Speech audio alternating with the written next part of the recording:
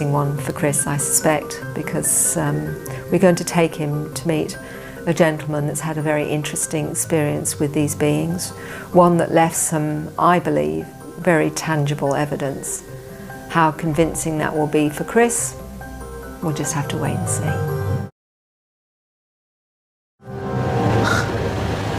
Why is it? You all right? Yeah, I'm just trying to get down. I haven't got as long legs as you. Hello. Hello, Peter. Long time no see. Yeah. Great to see you been, again. Mary? Oh, I've been good. Good to see you. Oh, and you. Always been a good. while. It's day 5 and Mary has arranged to introduce Chris to Peter Khoury. Peter is a security guard and a devoted family man with a remarkable story to tell about an alien encounter that he claims left him with the Holy Grail, DNA evidence. No, what happened in 1992 was something you don't expect. And I've never had an experience or heard of experiences that have happened during the day. And this is 7:15 in the morning. I'm lying there and I feel like something jumped on the bed like a cat. As I sit up, I see sitting, straddling me, a naked blonde female, and sitting on the corner of the bed. So say I'm lying here on the bed, she's straddling me there, and right on the corner here is another female. The one that was sitting on top of me was blonde, very milky white skin, very, very attractive, but at the same time, longer face, a long nose, but it wasn't a big nose again, it was just like, it fitted their features very well, larger eyes, very well proportioned, I mean, I've got to say, and I'm thinking, what the hell is going on here? How did you get in here? And as I'm thinking this, I sit up, and as I sit up, she's cupped the back of my head with both her hands and pulled me to her breast, left breast, and pushed my face into it. My defense mechanism, whatever you want to call it, and it's so out of thing with me, I took a little bite, I nipped, and I felt flesh, in my mouth. I didn't taste blood or anything, but I felt this bit of flesh in my mouth. I thought it was a bit of a nipple maybe. And as it hit the back of my throat, it was like you poured acid down the back of my throat, just this really bad chemical reaction. I started coughing, very heavy coughing, and as I've looked down and coughed, I've looked up and I saw them looking at each other, and I picked up what they were saying. They weren't speaking, but it was telepathic communication again. It was, he's done this wrong, something's gone wrong, this isn't the way it's supposed to be, he's done this wrong. And I'm like, what the heck, what are you going on about? I could pick on it, I could hear it.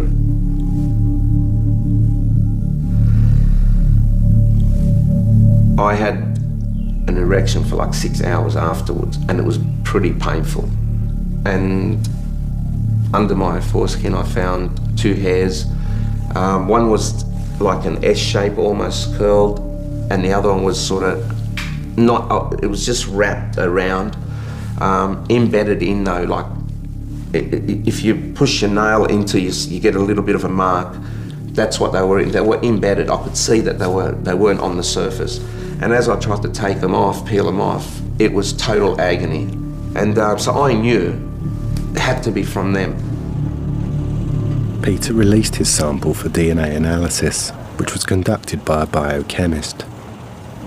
The results that came back were extremely unusual. And mate, I was bombarded with phone calls from the scientists. Come to our house, took hair samples from me, hair samples from Vivian, blood from me. So it was starting to get like a forensic investigation. What they found was the analysis confirmed the hair came from someone who was biologically close to normal human genetics, but of an unusual racial type, a rare Chinese Mongoloid type, one of the rarest human lineages known, that lies further from the human mainstream than any other except for African pygmies and aborigines. There was a strange anomaly of it being blonde to clear instead of black, as it would be expected from the Asian type mitochondrial DNA. The study concluded the most probable donor therefore must be, as Khoury claims, a tall blonde female who does not need much colour in her hair or skin as a form of protection against the sun, perhaps because she doesn't require it.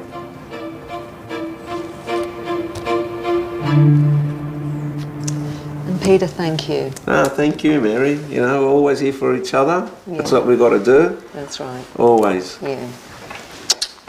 No, you do some good work. Thank you. Yeah, I appreciate He it. was a very, very believable, credible guy that works on construction sites and has now, you know, dedicated a large part of his life to kind of to telling his story. Do I think he's doing it for any kind of reason other than the fact that he feels compelled to do it? No, I don't. How about we get together? When you get so many people coming to you, ultimately from doctors, lawyers, nurses, social workers, farmers, housewives, small children, all relaying similar patterns of experience, then you have to say, what's going on? You know, are they all crazy?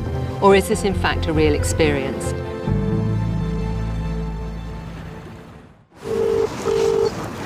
Chris has decided he needs to talk to Peter Curry again.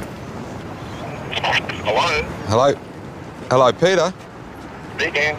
G'day, it's Chris Rodwell. How you going?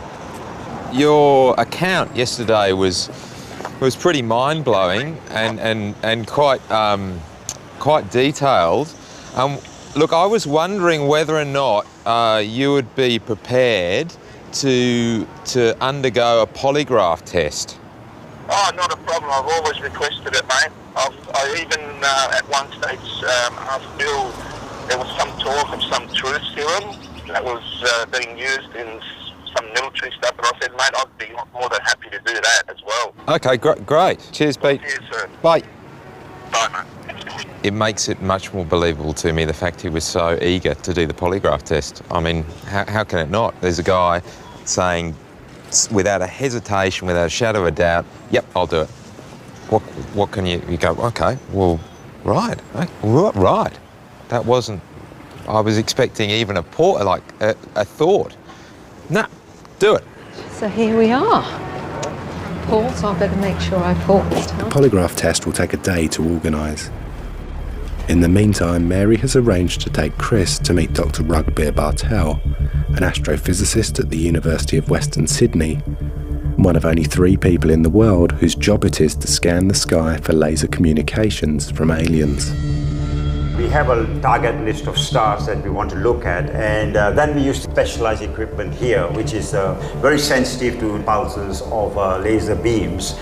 It has to be a nanosecond pulse for us to pick it up, and that information is fed into this computer. If we have extraterrestrials out there, if they are there, they'll be more advanced than us, you know, and therefore radio technology or radio wave technology will be old hat to them. So they will be sending information to us on a laser beam. So if there's a signal, it's hidden inside here. This is all noise. And I have a special program then which analyzes this to find out whether there is actually a signal inside. So it just takes the noise away. It takes the noise away. What you do is subtract the noise. If there is something there, it will show up. In December 2008, Dr. Bartel picked up a suspiciously sharp laser-like signal. This type of signal has never been seen before, and Dr. Bartel believes it could be contact from an extraterrestrial being. 2 years ago, we found this.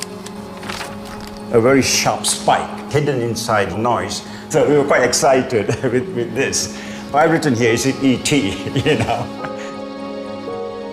But the thing is, I need to get someone else to independently find the signal again, is it?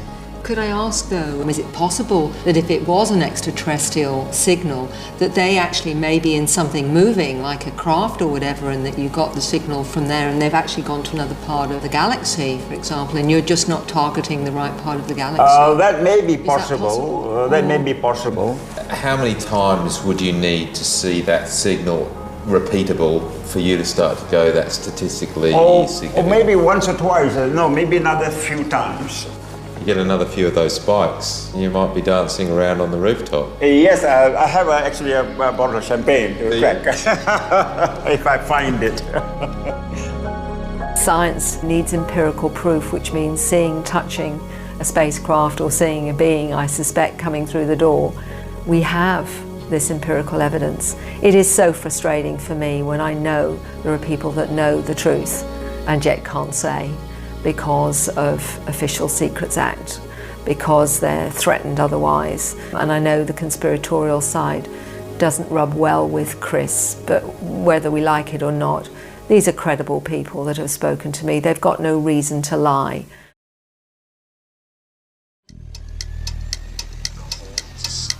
It's the final day of the road trip, and the Rodwells have to wait until the evening for Gavin Wilson to fly in from Adelaide to conduct a polygraph test on Peter Khoury.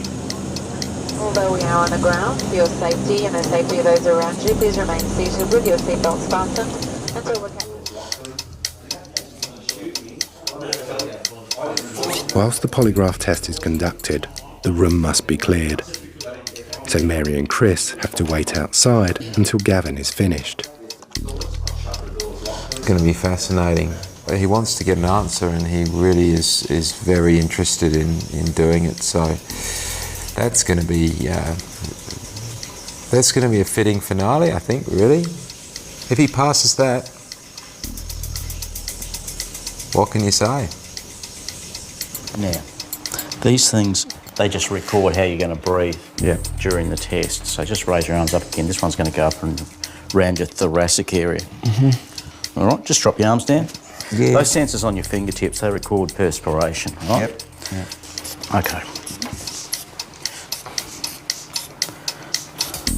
If you're feeling faint, if you're feeling uneasy, queasy, whatever, let us know if you do. Yeah. Relax.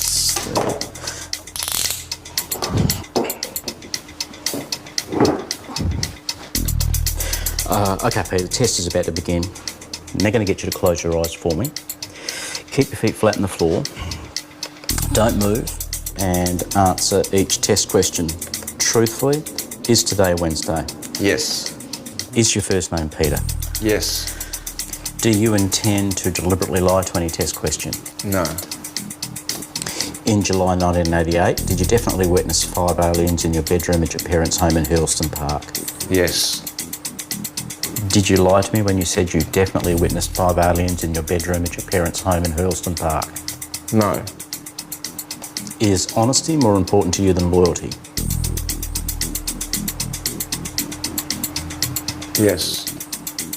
Did you deliberately do anything to try and beat this test? No. Did you lie to me when you said you definitely witnessed 5 aliens in your bedroom at your parents' home in Hurlston Park? No.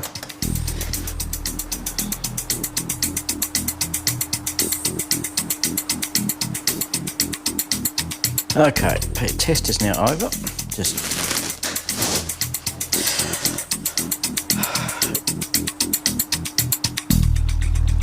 Chris, Mary, I suppose you're dying to know what the results were.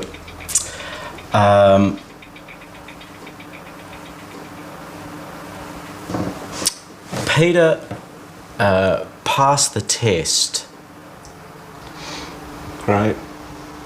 I'm happy. So, as far as I'm concerned, what he witnessed, there has to be some merit in that. The polygraph test has validated Peter's account of the events and reinforced his belief that the scientific community need to take this matter seriously. Look, I think the DNA went a long way to helping people believe.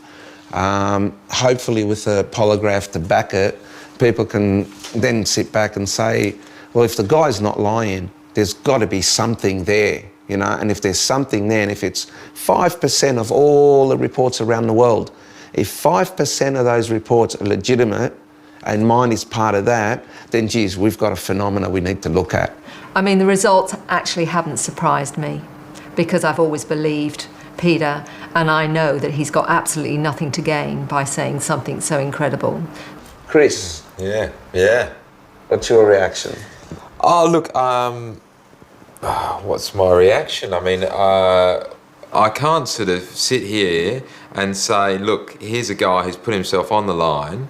He's told a very amazing story, sat a polygraph test, passed a polygraph test, and say, you know, I can't. There's got to be some other explanation. So in that sense, yeah, obviously, I'm open-minded enough with Pete's story. Does that mean that does that mean that, you know, I'm a convert? Chris, if anything, though he's got a healthy skepticism, he's also very open-minded. And I think that with what we've just seen tonight, I think that's definitely got to make some difference in terms of how he views this. It was an amazing day to cap off an amazing kind of time. And, you know, I guess I keep coming back to the fact that, you know, after having looked at everything, the only certainty is that there's still uncertainty. And the more questions you ask, the more you find.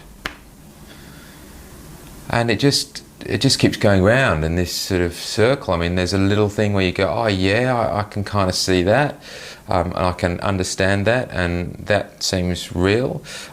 You know, the most credible parts of this whole investigation really have been the lights that Mum showed me. Can't explain those still. And a guy who says he's been abducted by aliens that's passed a polygraph test. You can't deny that. I can't deny that, you know, and I have to take that on board. You know, has it swayed me? Yeah, it swayed me, but it doesn't mean that I'm a believer. I'm not going to go yelling from the rooftops that I think we're being visited by aliens and that UFOs exist. Yeah, but you know, you gotta say, well, I don't know.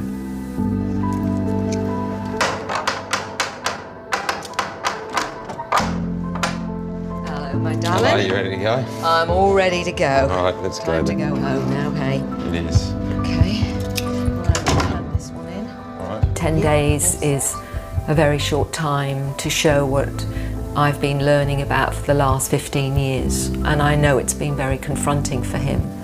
I don't push this subject down my children's throats, who would? But I did sense that through that, I think the most compelling thing I got from what I saw of Chris was he was very moved by some of the stories, you know, from people who've talked about their experiences. I think that has moved him. I suppose in the end, though, what I have seen and what's been just as important to me as investigating the subject is, you know, seeing Mum work and seeing Mum tick, and it comes full circle to the fact that, you know, Mum is a, you know, she's remarkable in that sense that, you know, she's always been a helper, and people love her for that. And I love her for that, because I think it takes remarkable courage to do what she's doing.